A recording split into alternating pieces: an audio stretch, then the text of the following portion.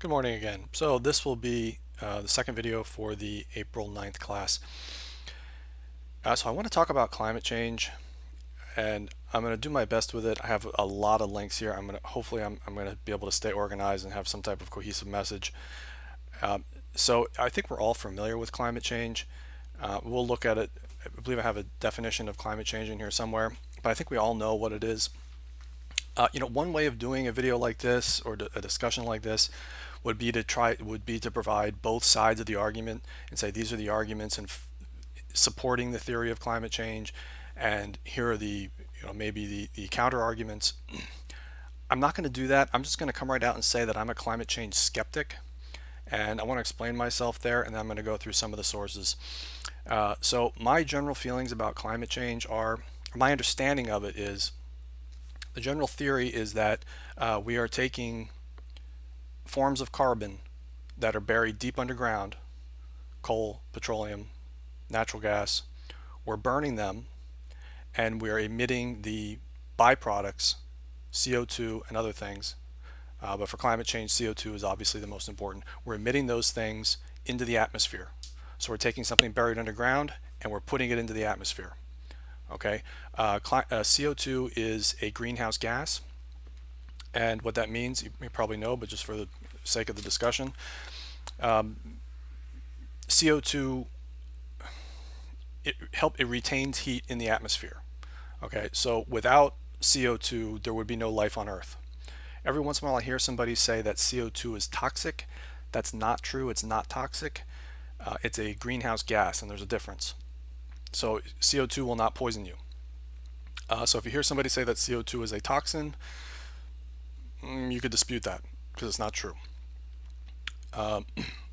So I understand the theory, and I think I don't see anything to argue with about it there. That if you're going to release CO2 into the atmosphere and you're going to do it in large volumes over many years, that in theory that could result in the retention of more heat, and that could raise our temperatures.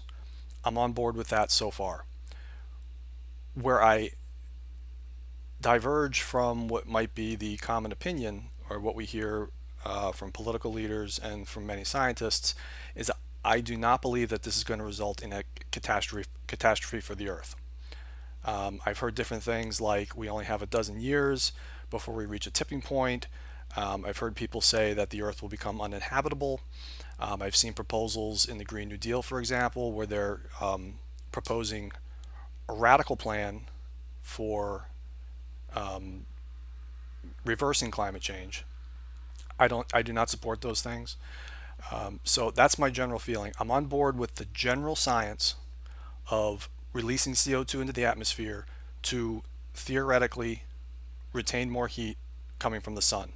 I'm on board with that. I'm not on board with the idea that it's going to radically change the planet. I can understand regulating CO2 over time. That that does make sense for the reasons stated, but to cripple the economy essentially with regulations, I do not support that. So I just want to put that out there. For this class, I try to encourage you to look at facts, get facts on your own, and think for yourself. Okay, so that's what I'm trying to do. So without further ado, take a look at some of the sources. So here is NASA's websites. They have a climate change website.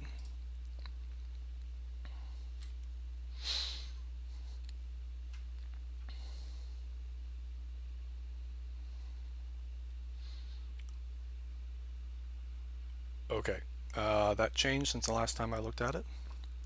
Oh, here, what is climate change? So I wanted to get an official definition from a reputable or respected source about what climate change is.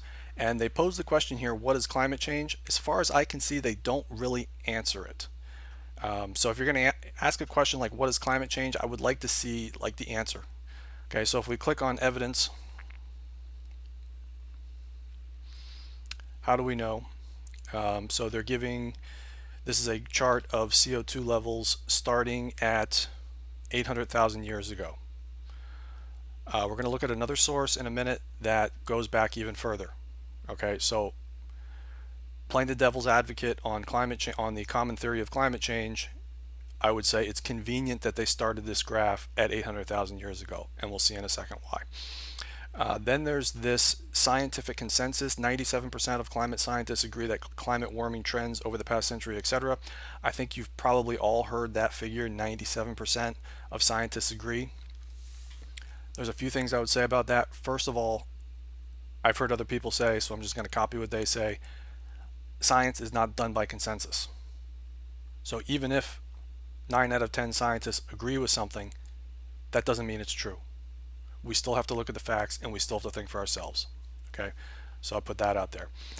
This number, I'm actually surprised that NASA is still citing this number because it has been disputed. I might even go so far as to say it's been debunked. We'll take a look at reasons why I would say that. So this is NASA's website. I don't want to get too far into it. Climate change started as global warming, and it was popularized by Al Gore, the former vice president of the United States. And he came out with a movie called An Inconvenient Truth in 2006. We can't watch the entire movie. I'll let you decide if you want to watch the whole thing, but we can watch the trailer, and I think there are some interesting things in there. So let's watch the trailer.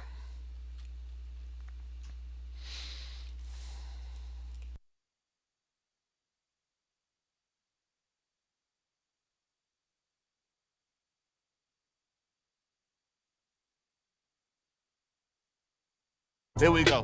1, 2, 3, go. If I can't talk verbally to you,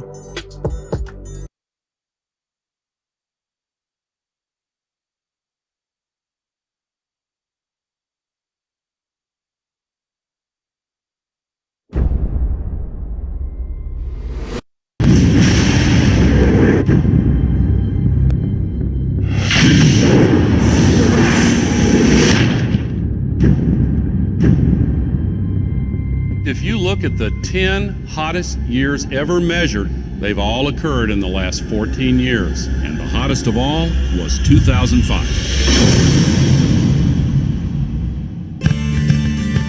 The scientific consensus is that we are causing global warming.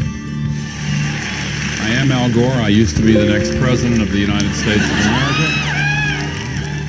This is Patagonia 75 years ago and the same glacier today. This is Mount Kilimanjaro 30 years ago and last year.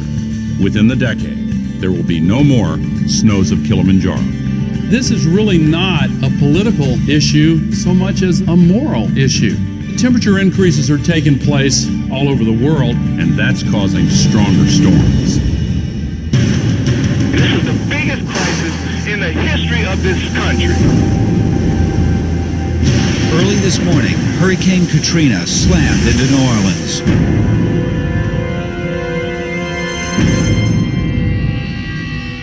Is it possible that we should prepare against other threats besides terrorists? From Paramount Classics comes a film that has shocked audiences everywhere they've seen it. The Arctic is experiencing faster melting. If this were to go, sea level worldwide would go up 20 feet. This is what would happen in Florida. Around Shanghai, home to 40 million people. The area around Calcutta, 60 million. Here's Manhattan. The World Trade Center Memorial would be underwater.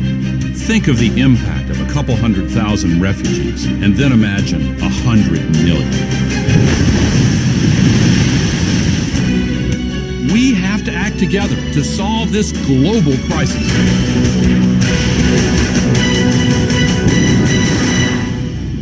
Our ability to live is what is at stake.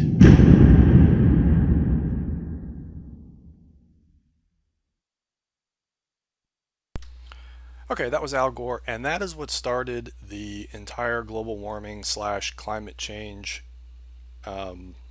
discussion in America and in the world. This movie, that's what started, and it was in 2006. There are 3 things in that video I want to point out to you. Around marker 1, he said that within the decade there will be no more snows of Mount Kilimanjaro. I actually haven't looked today, I'm going to take a little risk here and see what. So he said within the decade, so that would have been by 2016, there would be no more Mount Kilimanjaro. I'm just going to Google Mount Kilimanjaro, and I'm going to get some images. I didn't do this earlier today. I did it last semester, and see what we have here. Images. So if we time, let's just say in the past year, there's still snow on Mount Kilimanjaro. So, you know, maybe that's a minor point. He claimed that there would be no snow on Mount Kilimanjaro within a decade. It appears to me there's still snow on Mount Kilimanjaro. So take it for what it's worth. You can dismiss that if you want. You know, it's up to you. Then at minute 145,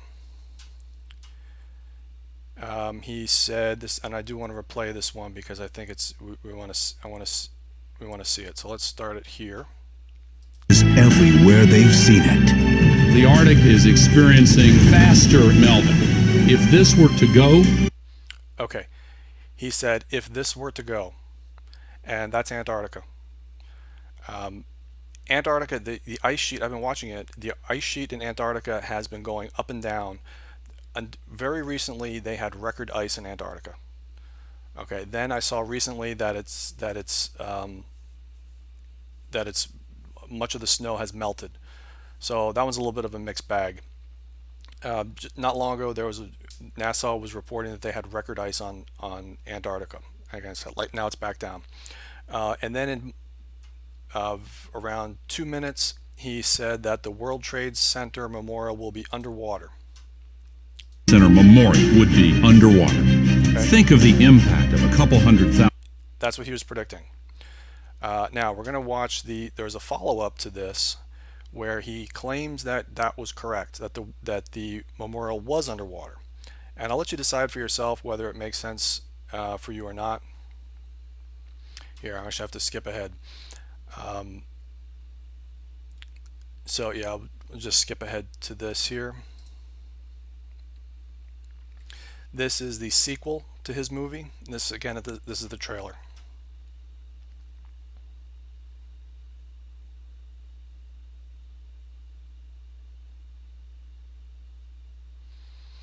Actually, I should probably point out, so he was talking about Antarctica. So let's watch that again. I apologize. I believe he was saying the World Trade Center would be underwater in the context of Antarctica melting. Again, this is just the trailer, so I mean maybe we're missing some of the context, but again, you can decide for yourself. So here we go again. If this were to go, sea level worldwide would go up 20 feet. This is what would happen in Florida. Around Shanghai, home to 40 million people. The area around Calcutta, 60 million. Here's Manhattan. The World Trade Center Memorial would be underwater. Okay, so if I'm interpreting that correctly, he's saying if Antarctica were to melt, then the World Trade Center Memorial will be underwater, as well as those other areas around the world. So just keep that in mind. Now let's watch the trailer for the sequel. So this was 2017. So that was 11 years after his original movie.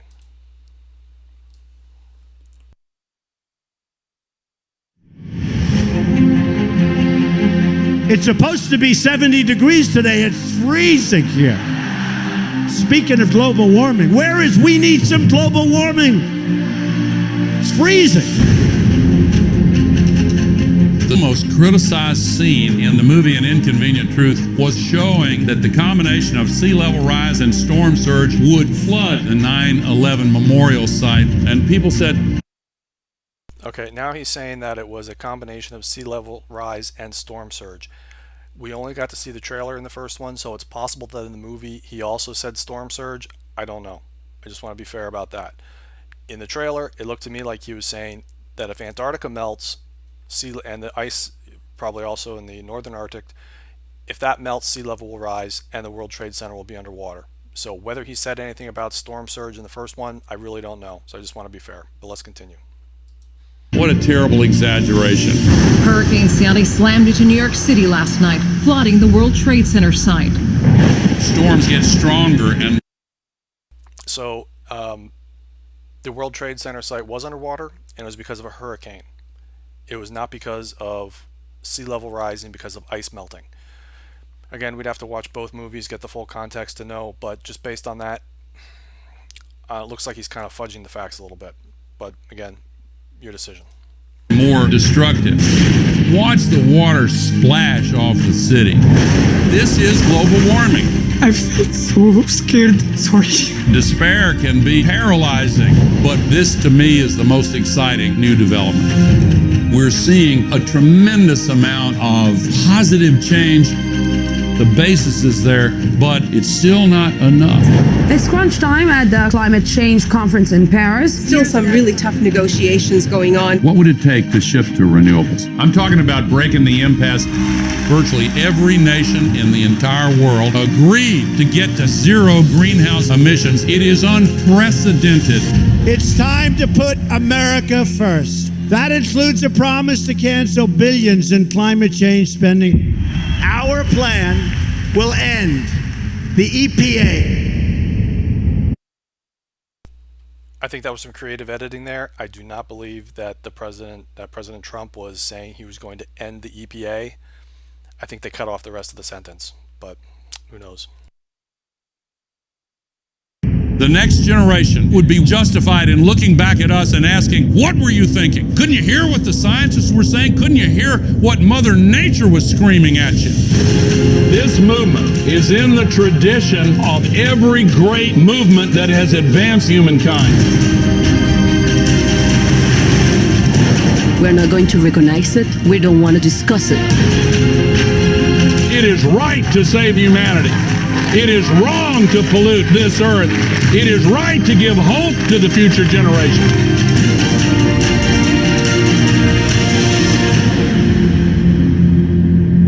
Don't let anybody tell you that we're going to get on rocket ships and live on Mars. This is our home.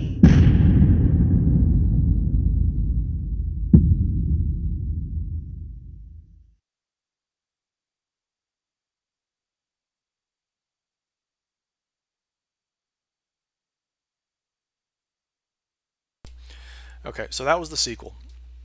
The thing that bothers me about the sequel is that it appears that it's really shifted into the political realm. And I think that's what bothers me most about the mainstream climate change ideas, is that it's become very political. So around, I think it was around 145, he said that there's hope. Couldn't you hear what Mother Nature was screaming at you? This movement is in the tradition of every great movement that has... I'm not finding it now, but he said there's reason for hope, and then he started talking about the Paris Accord and about other political movements. And as I was trying to say, that's the part that concerns me, that it's become very political. So at this point, for me, Al Gore would be the last person I would trust on anything related to climate change. And the reason is because I feel he's too personally invested in it. He made this commitment in 2006, which is now 14 years ago, and he used all of his power as a former vice president to promote this idea. So if it turned out, if the science changed and the science evolved, and we're going to look at some evidence of that in a minute, if it evolves and it turns out and the scientists change if they keep an open mind and they continue to do research and they say, you know, maybe we got some things wrong, maybe, you know, the warming is a result of something to do with the sun or the Earth's tilt on its axis or something of that nature, he would resist accepting new information. So I think Al Gore is very resistant, would be naturally very resistant, he's shown to be, to any kind of new information, because he made a commitment and a personal investment in his theory of climate change back in 2006. Okay, so while he's the leading figure of it, for me, he's the last person I would trust, just because he's got that personal investment. Again, all my opinion. Okay, you probably get tired of me saying that. All right, so there is this. Yeah, here's the link. I don't know if this is still active or not, where they were showing the Antarctica reaching a historic maximum. I don't know if this is still going to be an active link. Now here it is.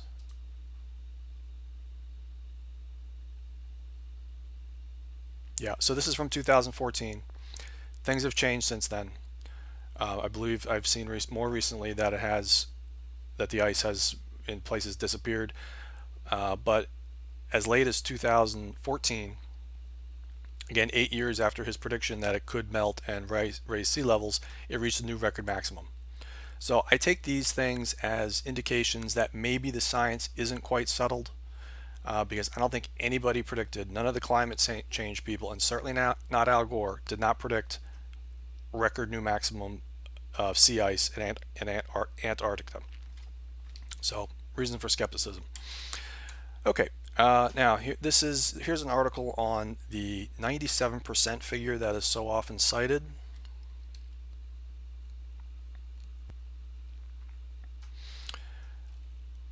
Probably not a good use of time to go through the whole thing. I just want you to be aware that this is available.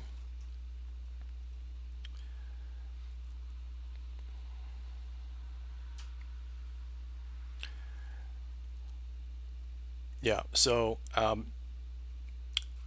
going to let you look at that if you want, but just so you know that 97% figure has been disputed. You can take a look at that if you'd like. Okay, so now we're going to go to another website from, oh yeah, this is for the NASA, if you recall the NASA website where they started their timeline around 800,000 years ago. Okay, so why choose 800,000 years ago? There might be a reason for that. I found an article in Nature magazine, and I've heard other people make this claim. There's a Senator Kennedy, I forget which state he's from right now, one of the southern states, Louisiana perhaps, where he was interrogating John Kerry about choosing specific times, specific numbers of years to go back to. Like, why did you choose 800,000 years ago? And the reason he gave was that because if you go back much further, CO2 levels were much higher, and there was still life on Earth. Here's the article. This is from Nature magazine. If you're not familiar with Nature, it is one of the most respected scientific journals, if not the most respected. Here's the Wikipedia link to Nature if you just want to do some due diligence on Nature. I feel very confident in saying it's a respectable and reputable source. So here's some quotes that I took from this article. Let's see. Some studies have, however, suggested that Earth's temperature may have been independent of variations of atmospheric CO2 in these periods, Jurassic and Cretaceous, which are much further back than 800,000 years ago. I put the bold here. Here's the statement. If large changes in atmospheric CO2 did not produce the expected climate responses in the past, predictions of future climate and the case for reducing current fossil fuel emissions are potentially undermined. Okay, so I'll leave it at that. Then later in the article, a number of studies have, however, cast doubt on the CO2 climate link, that's just a source, and suggest instead that the galactic cosmic ray flux is the main driver of Phanerozoic climate change. Although not fully accepted by many, if correct, then this view has significant implications for our predictions of future climate change and the case for reducing anthropogenic carbon emissions. Okay, so just want to let you know there are, we often hear that there's consensus. 97% of scientists believe. I've heard Al Gore say things like the debate is over. I've heard that a few times. I just want to make the point the debate is not over. And in science, I don't know when is the debate ever over. Until Einstein came along, the idea that time and space are variable was not even considered. And when Einstein proposed that, he was laughed at. We now know that's true. His general theory of relativity has been proven over and over since then. So, just because many people believe it doesn't necessarily mean it's true. I think we still need to think for ourselves. Okay, we already saw the sequel. I'm going to stop this video here just because if it gets too long, I may not be able to upload it and if I incur, I think I may get another copyright violation. So I'm going to stop it here so I can upload it to Canvas directly if I need to. And I'll be right back.